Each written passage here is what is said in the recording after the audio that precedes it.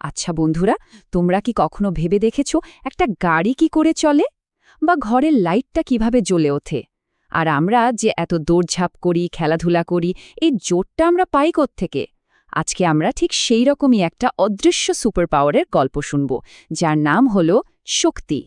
দেখো তো, একটা ছোট্ট বন্ধু দৌড়াচ্ছে, ওই যে ঘরের বাতিটা জ্বলছে, আর একটা সাইকেল কি সুন্দর করে এগিয়ে যাচ্ছে। এই সবগুলোর পেছনেই কিন্তু একটা কিছু কাজ করছে, তাই না? একটা একটা রহস্যময় ক্ষমতা। চলো আমরা সবাই মিলে এই রহস্যটার সমাধান করে ফেলি। এই যে সবকিছুর পেছনে একটা গোপন ক্ষমতা লুকিয়ে আছে, ওটাই হলো শক্তি। তাহলে শক্তি জিনিসটা কি? খুব সহজ করে বললে, শক্তি মানে হলো যে কোনো কাজ করার ক্ষমতা। এই যে আমরা হাঁটি, দৌড়াই, খেলাধুলা করি, সবকিছুই কিন্তু এই শক্তির জন্যই করতে পারি। আর এখন আসছে সবচেয়ে মজার অংশটা। জানো, শক্তির কিন্তু একটাই চেহারা না, এর অনেকগুলো রূপ আছে, ভাবা যায়। ব্যাপারটা অনেকটা এরকম যেন শক্তি এক এক সময়ে এক একটা রঙিন টুপি পরে আমাদের সামনে হাজির হয়। চলো তো শক্তির এই দারুণ রূপগুলোর সাথে একটু পরিচয় করে নিই। সবার আগে চলো দেখি তাপ শক্তিকে। নামটা শুনলে কিন্তু বোঝা যায়, তাই না?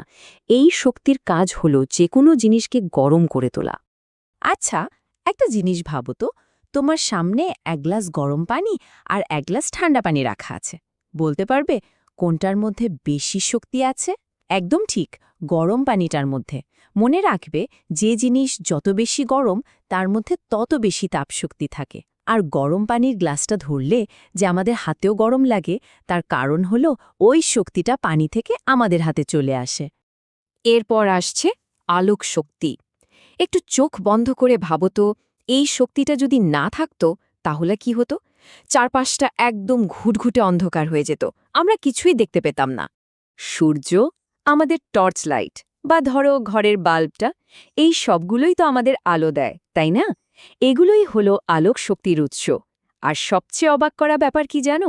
ওই যে সূর্য, ওখান থেকে আলো কিন্তু লক্ষ লক্ষ মাইল পথ পেরিয়ে পৃথিবীতে আমাদের কাছে এসে পৌঁছায়। কি দারুণ ব্যাপার! এবার চলো কথা বলি বিদ্যুৎ শক্তি নিয়ে। এটা কিন্তু একদম জাদুর মতো একটা শক্তি। কারণ কি? কারণ আমরা এটাকে দেখতে পাই না, কিন্তু এর কাজ ঠিকই দেখতে পাই। কিভাবে? ওই যে ফ্যানটা বনবন করে ঘুরছে বা টিভিটা চলতে শুরু করেছে, এ সবই তো বিদ্যুৎ শক্তির কামাল। আচ্ছা, যখন কারেন্ট চলে যায়, মানে লোডশেডিং হয়, তখন কি হয়? অথবা ধরো খেলতে খেলতে রিমোট কন্ট্রোল গাড়ির ব্যাটারি শেষ হয়ে গেল, তখন সব কিছু একদম বন্ধ। তখনই আমরা বুঝতে পারি এই সব মজার জিনিসগুলো চালানোর জন্য বিদ্যুৎ শক্তিটা আসলে কতটা দরকারি। এরপর হলো শব্দ শক্তি। এটা বোঝা খুব সোজা। যেই শক্তি আমরা কান দিয়ে শুনতে পাই, সেটাই শব্দ শক্তি। আমাদের চারপাশের যত রকম আওয়াজ, সবই কিন্তু এই শক্তিরই খেলা। আর এর পেছনের আসল রহস্যটা কি জানো? সেটা হলো কম্পন, মানে কাঁপুনি। যখনই কোনো কিছু কাঁপে, তখনই শব্দ তৈরি হয়। যেমন ধরো আমাদের স্কুলের ঘণ্টাটা, ওটা যখন বাজে তখন ওটা খুব জোরে কাঁপতে থাকে, আর ওই কাঁপুনি থেকে ঢং ঢং করে এত জোরে একটা শব্দ হয়, যা আমরা সবাই শুনতে পাই। এখন আমরা এমন একটা শক্তিকে জানব যা লুকিয়ে থাকে। এর নাম রাসায়নিক শক্তি। এটাকে আমরা একটা সারপ্রাইজ বক্সের সাথে তুলনা করতে পারি, যার ভেতরে অনেক শক্তি জমা করে রাখা থাকে। এই জমানো শক্তিটা কোথায় কোথায় পাওয়া যায় জানো? আমরা যে রোজ খাবার খাই, তার ভেতরে। এই শক্তিই আমাদের সারাদিন কাজ করার জোর দেয়। আবার দেখো, খেলনা বা রিমোটের ব্যাটারির ভেতরেও কিন্তু এই শক্তিটাই জমানো থাকে। এমনকি পেট্রোল, গ্যাস বা কাঠের মতো জ্বালানির ভেতরেও এই রাসায়নিক শক্তিটাই ঘুমিয়ে থাকে, যা পোড়ালে বেরিয়ে আসে। আর সবশেষে আসছে গতিশক্তি। নামটা শুনলেই কেমন একটা ছোটাছুটির কথা মনে হয়, তাই না? ঠিক তাই, যে কোনো চলন্ত জিনিসের মধ্যেই এই শক্তিটা থাকে। এর একটা উদাহরণ দিই। ধরো একটা সাইকেল খুব জোরে চলছে আর একটা খুব আস্তে। কোনটার গতিশক্তি বেশি হবে? অবভিয়াসলি যেটা জোরে চলছে সেটার। তোমরা যে দৌড়াও, লাফাও বা আকাশে যে প্লেন উড়ে যায়, এই সব কিছুর মধ্যে কিন্তু গতিশক্তি কাজ করে। তো আমরা তো শক্তির অনেকগুলো রূপের কথা জানলাম, কিন্তু একটা প্রশ্ন তো থেকেই যায়, তাই না? এই এত রকম শক্তি, এগুলো আসলে আসে কোথা থেকে? চলো এবার সেই উৎসগুলোই খুঁজে বের করি।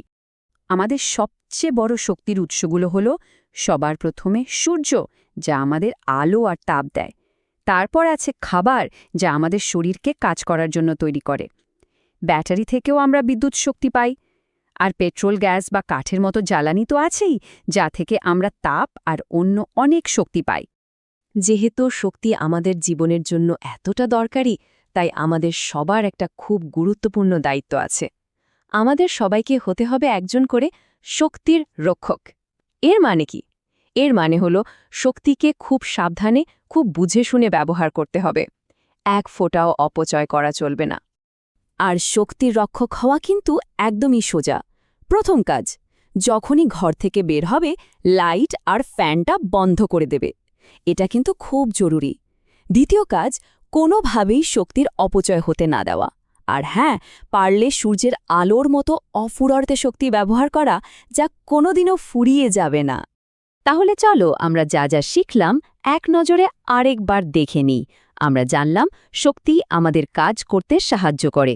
শক্তির অনেকগুলো মজার রূপ আছে: তাপ, আলো, শব্দ, বিদ্যুৎ, রাসায়নিক আর গতিশক্তি। এই শক্তি আসে সূর্য বা খাবারের মতো উৎস থেকে। আর সবচেয়ে জরুরি যে কথাটা মনে রাখতে হবে সেটা হলো, আমরা শক্তির অপচয় করব না। যাবার আগে তোমাদের জন্য একটা ছোট্ট প্রশ্ন রেখে যাই। আজ থেকে বাড়িতে বা স্কুলে শক্তি বাঁচানোর জন্য নতুন কোনো একটা কাজ করা যায়, যেটা হয়তো আগে করা হতো না? সবাই মিলে একটু ভেবে দেখো তো। কারণ মনে রাখবে, আমাদের এই ছোট্ট ছোট্ট চেষ্টায় কিন্তু অনেক